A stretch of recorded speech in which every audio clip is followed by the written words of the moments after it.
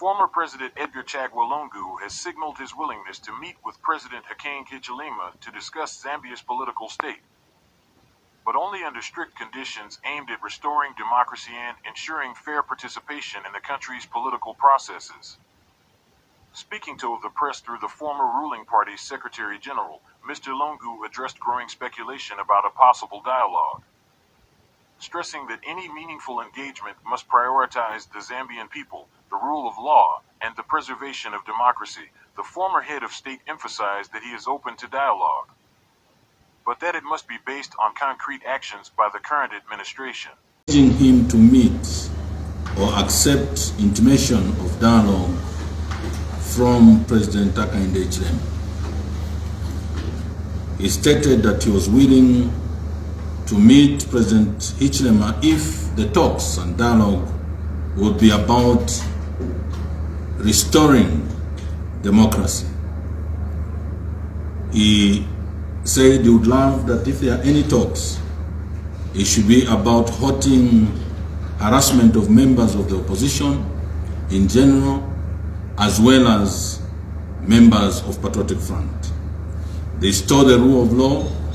He emphasized that he holds no personal grudges, and this I must repeat.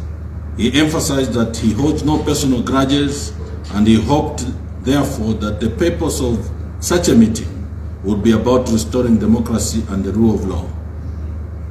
President Lungu bemoaned the aggressive and concerted attacks waged against the Patriotic Front driven by the state, and the determined quest by the state to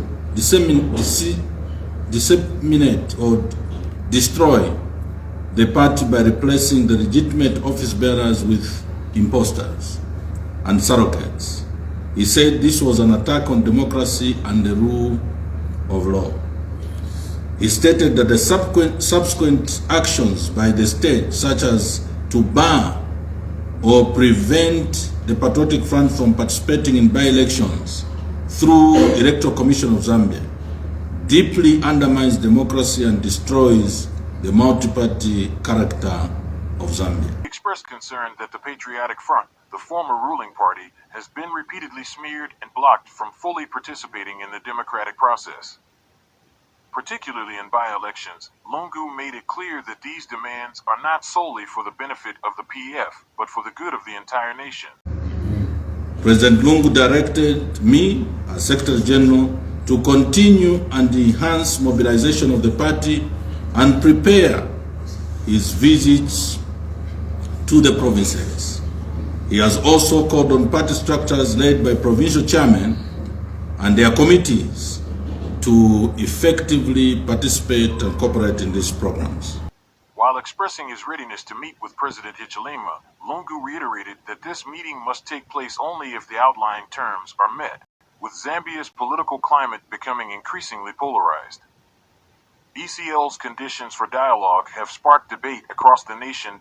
As the former president stands firm on his demands, all eyes are now on President Hichilema to see how his administration will respond to this call for action.